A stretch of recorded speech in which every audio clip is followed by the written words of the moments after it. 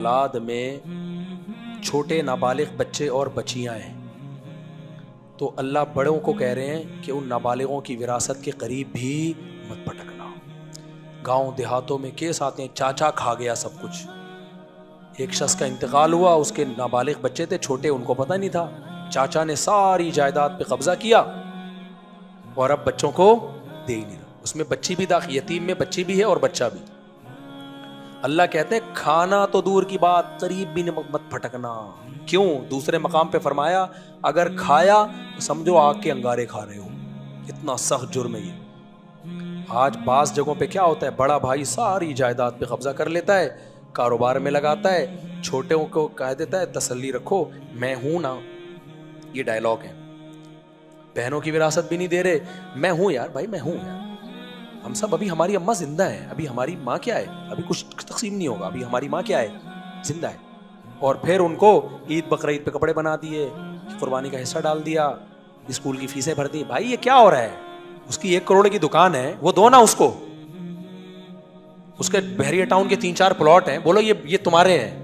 ہاں قرآن کہہ رہے حوالے مت کرو ان کے, کیونکہ نابالغ ہے, لوگ بیوقوف بنا کے مال ہتھیا لیں گے.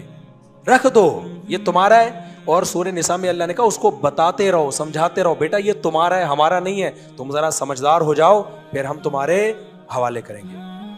امام ابو حنیفہ نے امت پر ایک اور بڑا احسان کر دیا کہ قرآن نے کہا جب سمجھدار ہو جائیں تو دے دو. امام حنیفہ کو پتا تھا کہ یہ چور اچکے قسم کے لوگ آئیں گے, یہ 50 سال تک سمجھدار ہونے کا انتظار کریں گے کہ بیٹا ابھی تم سمجھدار نہیں. اس لیے امام صاحب نے کہا 25 سال سمجھداری کی آخری حد ہے. 25 سال کے بعد اس کے مال اس کے حوالے لازمی کیا جائے گا. سمجھتے ہو کہ نہیں سمجھتے؟ انہوں نے کہا 25 سال اینڈ ہے. کوئی اگر بڑا بھائی نہیں دے رہا نا, یہ چاچا کہہ رہا ہے کہ تم سمجھدار نہیں ہو, تو اس کو مہلت دی جائے گی. ٹھیک ہے بھائی 20 سال میں نہیں ہوتا, 25 سال میں ہے نہیں ہے, تیرے باپ کو بھی دینا پڑے گا.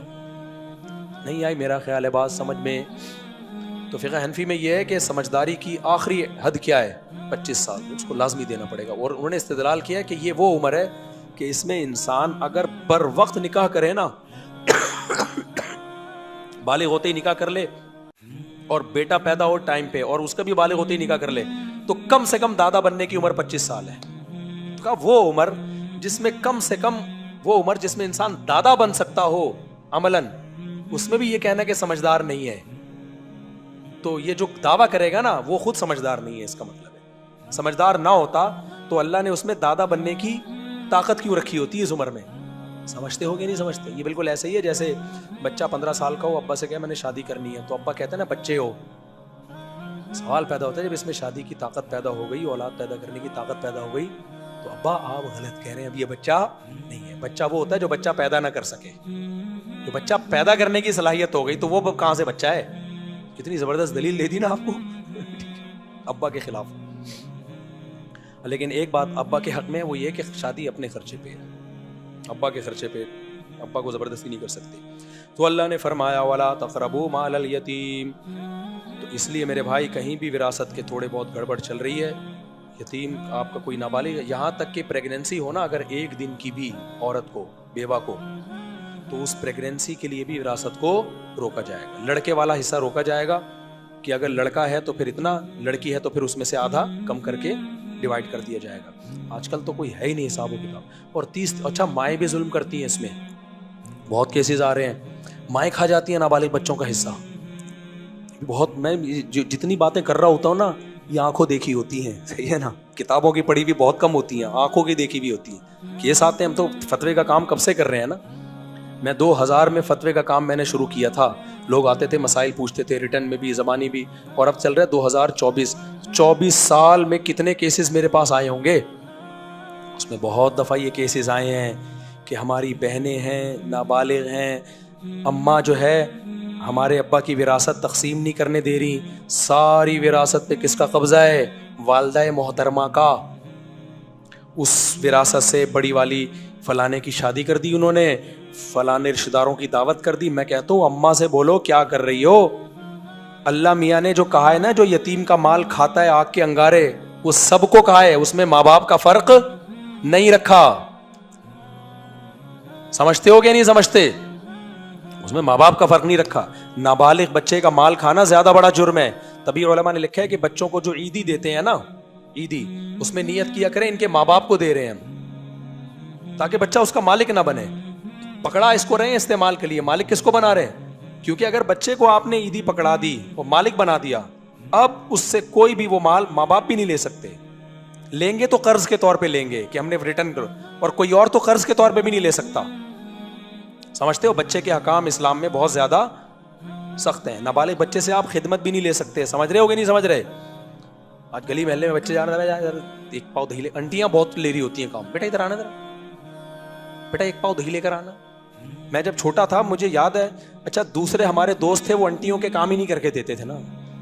مجھے یاد ہے جب میں چھوٹا تھا نا، 10-12 سال عمر کے، میں جا رہا ہوتا تھا، ہمارے دوست بھی کسی انٹی نے بولا بیٹا ادھر آؤ، وہ دوسرے نا گھننے بن جاتے تھے، ایسے سنا ہی نہیں، یوں روبوٹ بن کے سیدھے. اب مجھے تھوڑی شرم آتی تھی، میں جاتا تھا، ایک پاؤ دہی لے کر آیا. دوسری انٹی بیٹا ذرا وہاں سے چمونی آپا کے گھر سے وہ ذرا گھی لے آنا تھوڑا سا. تو خوب مسئلہ سمجھ لو. یہاں مدرسہ ہے نا قریب میں، مجھے نہیں یاد پڑتا میں نے کسی نابالغ بچے سے کبھی کوئی پانی کا گلاس بھی منگوایا ہو، کیونکہ نابالغ بچے پر ولایت صرف اس کے والدین کو حاصل ہے، یا اس کو جس کو والدین نے ولی بنایا ہو. جیسے استاذ کے حوالے کیا ماں باپ نے بچے کو تربیت کے لیے، اور کہا آپ اس سے تھوڑی خدمت لو تاکہ اس کی ٹریننگ ہو. تو اس میں چونکہ بچے کا فائدہ ہے، اور صرف فائدہ برائے نہیں، ماں باپ کی اجازت بھی ہے، تو پھر ٹیچر اتنی خدمت لے سکتا ہے جتنی اس کے بچے کی تربیت کا اس سے تعلق، اور تربیت ہی کی نیت سے کہ تاکہ اس کو ٹریننگ ہو. اور اس میں ماں باپ کی پرمیشن کیا ہے؟ بولو ضرور. یہ نابالغ کی بات کر رہا ہوں. اور اس میں بھی اتنی زیادہ خدمت لینا کہ تربیت سے زیادہ خدمت کا عنصر آ جائے اس کے اندر، وہ پھر جائز نہیں ہے. تو اس کے الگ احکام ہے، کبھی ہوا تو ڈیٹیل سے انشاءاللہ بیان کروں گا. آج بڑا مسئلے خراب ہوئے ہیں آج کل، ہر چیز میں ہی الٹے چل رہے ہیں ہم لوگ. تو ماؤں کے لیے بھی جائز نہیں ہے کہ وہ بہنوں کی بیٹیوں کی وراثت کھا جائے. بعض مائیں بیٹیوں کی طرفداری کرتی ہیں، سارا رکھ لیتی ہیں، بیٹوں کو نہیں دے رہی ہوتی. بعض بیٹوں کی طرفداری کر رہی ہوتی ہیں، سارا بیٹوں کا ہے بیٹیوں کا نہیں ہے. تو غلط ہے بھائی، یہ پھر ظلم ہوگا. اس کا اماں ہونے کا ناجائز فائدہ نہیں اٹھا سکتی. اماں کو چاہیے جو وراثت ہے 2 بچ شاباش. اماں کہتی ہیں میں کہاں جاؤں گی، میں ماں نہیں ہوں، ابھی باپ کا کفن میلا نہیں ہوا تو میں وراثت کے وہ ہے نا حصے بخیے شروع کر دیے. یہ بعض ماؤں کے، جو میرا بیان نہیں سن رہی، ان کے تانے ہوتے ہیں. جب آپ اللہ نہ کرے سب کے ماں باپ کو اللہ سلامت رہے، گھر میں کوئی میت ہو گئی نا، 3 دن کے بعد آپ نے کہا چلو اب وراثت کا کرتے ہیں، کیونکہ وراثت میں شریعت کا حکم ہے جلدی تقسیم کرو، دیر نہیں کرو. آپ نے کہا بھائی لاؤ بھائی سب کا جب کا حصہ کر کے دے لو، ابھی کفن میلا ہوا نہیں، ابھی سے سب تمہارے باپ کا جتنا ہے نا یہ سب میرا ہے. یہ سب کس کا ہے؟ میرا ہے. خبردار چپ کر کے بیٹھ جاؤ آرام سے. تو ایسے موقع پہ آپ نے چپ کر کے نہیں بیٹھنا. اپنا حق چھوڑ سکتے ہو، دوسروں کا حق. اب بولو اماں میں نے ماں کی ممتا میں آ کے اپنی 1 کروڑ بنتی تھی وہ آپ کو دے دی نہ، اپنی دے سکتے ہو بھائی، دوسروں کا حق نہیں مار سکتے. اپنا کوئی بھی نہیں دیتا اماں کو. تو اماں کو بولو اماں آپ بہت ہمارے لیے، ہم نے آپ کے سامنے آج تک اف بھی نہیں کیا کہ اللہ کا حکم تھا. تو اب وراثت بھی کس کا حکم ہے؟ اللہ کا حکم. تو وہ تقسیم ہو اس طرح کر لیا کرو، ٹھیک ہے نا؟ کیونکہ لوگ انتظار کرتے ہیں اماں کا جب انتقال ہوگا تو جا کے. اب اماں کے انتقال میں بچیاں بڑی ہو گئیں، ضرورت اس وقت تھی، اور کیش رقم تو پڑے 10 سال بعد اللہ نہ کرے اماں کا انتقال ہوا تو 10 سال بعد وہ 10 لاکھ 10 روپے کے برابر نہیں ہوں گے. ایسے بھی لوگ ہیں. ایک صاحب آئے کہنے لگے میری وائف کا مہر، بوڑھے میاں تھے بہت بوڑھے تھے، کہنے لگے میری بیوی کا مہر 25 روپے تھا، انتقال ہو گیا، مجھے ادا کرنا پڑے گا. میں نے 25 روپے میں تو گٹکا نہیں آتا. وہ کیا مطلب 25 روپے؟ کہہ رہے وہ 1900 پتہ نہیں 55 میں 50 میں کہیں شادی ہوئی تھی. اب 25 روپے 1955 کا، اب 2000، اب ہے تو 25 ہی، ظاہر ہے پیسے تو پیسے ہی ہے نا. میں نے کہا مسجد کے ڈبے میں ڈال دو. کیا کیا کیا قبر پہ رکھ دو، کوئی بھی کوا کھا جائے گا اٹھا کے لے جائے گا. کوئی ریوڑی خرید کے رکھ دو قبر پہ. تو میں نے کہا بھائی یہ کیا آپ نے کیوں نہیں دیا اتنا عرصہ؟ تو کہہ رہے بیگم نے مانگا ہی نہیں. تو میں نے کہا وہ بیچاری شرم سے نہیں مانگ رہی ہوگی 25، تو کیا مانگتی وہ؟ خیر میں نے کہا وراثت میں ہی ہوگا جو اماں کے وارثین ہیں، 1/4 آپ کا ہے، 25 میں سے آپ ایسا کرو 25 کو 4 سے تقسیم کرو، کچھ اشاریہ میں جواب آئے گا وہ آپ رکھ لو، باقی بیٹے بیٹیوں میں تقسیم کرو. میں نے کہا بہتر یہی ہے کہ یوں گھماؤ صدقہ بچوں. تو اسی طرح وراثت میں بھی ہوتا ہے, کیش اماؤنٹ ہوتا ہے, 10-10 سال کے بعد ڈیوائڈ کر رہے ہوتے ہیں. تو یہ اسلام کے احکامات ہیں, حلوے مانڈے نہیں ہیں اسلام میں. اسلام میں کیا ہے یہ ہے. آگے اللہ فرماتے ہیں, یہ تو بہت اہم آیت ہے, میرا گلا خراب ہے لیکن میں اس رکوع کو آج کمپلیٹ کروں گا, ادھورا نہ رہ جائے, تھوڑا سا رکوع رہ گیا ہے. فرمایا وَأَوْفُوا الْكَيْلَ وَالْمِيزَانَ بِالْقِسْطِ. سبحان اللہ. اللہ کہتے ہیں کسٹمر کو ٹھگو مت, پیسے پورے لے رہے ہو اور مال دینے میں کیا کر رہے ہو, 2 نمبری. جتنے بھی ایگریمنٹ ہیں نا جو ملازمت سے متعلق ہوتے ہیں, سب پہ یہ آیت صادق آتی ہے. آپ گورنمنٹ ٹیچر ہیں, اسکول میں تنخواہ پوری لے رہے ہیں, طلبہ کو ایمانداری سے پڑھا نہیں رہے ہیں, اس پہ بھی یہ آیت فٹ آتی ہے. آپ کو کوئی پروجیکٹ دیا گیا ٹھیکیدار کو نا, ٹھیکیدار جب اپنا گھر بناتا ہے نا, یہ بھی آنکھوں دیکھا بتا رہا ہوں, ٹھیکیدار سے وہ گھر خریدو جو اس نے اپنے لیے بنایا تھا, اتفاق سے بیچنا پڑ گیا. وہ خریدو گے اس میں نہ کھڑکی کبھی ٹوٹے گی نہ دیمک لگے گی. اور ایک گھر بناتا ہے ٹھیکیدار بیچنے کے لیے, فضائل اس کے وہی سناتا ہے جو اپنے گھر کے ہوں. دیوار پہ کیل مارو گے نا, پوری پلستر نکل کے آئے گا باہر. یہ کیا ہو رہا ہے, آپ پیسے پورے لے رہے ہو, مال دینے میں کیا کر رہے ہو, ڈنڈی مار رہے ہو. اس پہ اللہ نے حرام قرار دیا. اللہ فرماتے ہیں یہ عمل بولو مت کرو, دھوکہ نہ دو.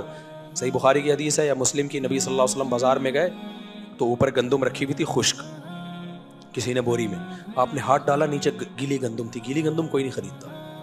آپ نے ان کو تنبیہ کی کہ یہ تو دھوکہ دے رہے ہو تم. وہ تو اوپر کا چیک کر کے کیا لے جائے گا, اندر جا کے دیکھے گا گیلی گندم ہے. پھر آپ نے فرمایا جو دھوکہ دے وہ ہم میں سے نہیں ہے. تو مالی معاملات, مالی لین دین میں دوسرے سے حق پورا لے رہے ہو, اپنا حق میں ڈنڈی مار. میاں بیوی کا بھی ایک ایگریمنٹ ہوتا ہے, عورت پابند ہوتی ہے آپ کی اطاعت کرے گی, آپ پابند ہوتے ہو اس کا نان نفقہ اٹھاؤ گے. وہ اطاعت کر رہی ہے, نان نفقے میں آپ ڈنڈی مار رہے ہو. تو ظالم کون ہو, اسی آیت کے تحت آپ نان نفقہ پورا دے رہے ہو, وہ اطاعت میں ڈنڈی مار رہی ہے. وہ بغیر بتائے آپ کے گھر سے ہمیشہ نکلی رہتی ہے, آپ بلاتے ہو آتی نہیں ہے, فون کر رہے ہو کہاں چلے گئے, میرا موڈ ہے, میں ایکچولی میں کیوں اسٹائل آج کل یہی چل رہا ہے مارکیٹ میں, آزاد ہوں. ایک آئے کا میاں بیوی کا پھڈا ہوا, بیوی کہہ رہی ہے, شوہر کہہ رہے مجھے بتائے بغیر چلی جاتی ہے. میں نے کہا آپ کیوں جاتی ہیں بغیر بتائے, آپ پر لازم ہے شوہر کی اطاعت کرنے. کہہ رہے یہ بھی تو بغیر بتائے جاتا ہے مجھے. میں نے کہا دیکھیں یہ بغیر بتائے اس لیے جاتا ہے کہ رخصتی آپ کی ہوئی ہے, اس کی نہیں ہوئی ہے. آپ اپنے ماں باپ کو چھوڑ کر اس کے گھر میں باؤنڈ ہوئی ہو, یہ تو جیسے پہلے تھا ویسے ہی ہے. میں نے کہا اس کے الگ ٹائپ کے حقوق ہیں آپ کے, یہ تو ایسا ہی ہے جیسے میں کہوں کہ تو گیس کا بل کیوں نہیں دیتا, یہ کہ میری بیوی بھی تو گیس کا بل نہیں دیتی ہے. تو لبرل لوگوں نے عجیب سا معاشرہ تشکیل دینے جا رہا کہ گڑبڑ نہ کیا کرو. وَإِذَا قُلْتُمْ فَعْدِلُوا وَلَوْ كَانَ ذَا قُرْبَىٰ, فیصلہ کرو عدل سے اگرچہ اپنے رشتہ دار کے خلاف بھی جا رہا ہو. یہ بھی بڑا مسئلہ ہے. آپ کی قوم ظلم کر رہی ہے, آپ فیصلہ اپنی قوم کے خلاف کرو گے, قوم پرستی میں قوم کے حق میں نہیں جاؤ گے. آپ کے رشتہ دار ظالم ہیں, آپ ابھی میرے کیس آئے میرے سامنے, ہمارے ایک رشتہ دار تھے, ایک رشتہ دار نہیں تھے, تو الحمدللہ میں نے اپنے رشتہ دار کے اگینسٹ فیصلہ کیا ہے, اپنے رشتہ دار کے اگینسٹ فیصلہ کیا. تو آپ کا فیصلے میں یہ نہیں دیکھنا کون رشتہ دار ہے اور کون رشتہ دار نہیں ہے, جو بات عدل کی ہو وہ کرنی ہے. آگے اللہ فرماتے ہیں وَبِعَهْدِ اللَّهِ أَوْفُوا, اللہ سے جب معاہدہ کر لو تو اس کو پورا کرو. اور آگے اللہ نے فرمایا وَأَنَّ هَذَا صِرَاطِي مُسْتَقِيمًا فَاتَّبِعُوهُ, یہ میرا اسلام سیدھا راستہ ہے, اس کے علاوہ کسی اور راستے پر مت چلو. سیدھا سیدھا راستہ ہے جو جنت میں تمہیں لے کے جائے گا. تو گلا میرا مزید اجازت بھی نہیں دے رہا ہے. ڈاکٹر کی رپورٹ تھی 10 دن تک خراب رہے گا, 7 دن تو ہو گئے ہیں, 3 دن تک صحیح نہیں ہوا تو پھر ڈاکٹر کی میں اپنی الگ سے رپورٹ نکلواؤں گا اس نے ایسا کیوں کہا, ٹھیک ہے نا. تو کافی اور بھی کچھ ہیں, لیکن پھر انشاءاللہ ابھی تو پورے رمضان آپ لوگ ادھر ہی ہیں نا, کوئی بھاگے تو نہیں جا رہے. تو اللہ تعالی ہمیں ان احکام پہ دل و جان سے عمل کرنے کی توفیق عطا فرمائے. وما علینا الا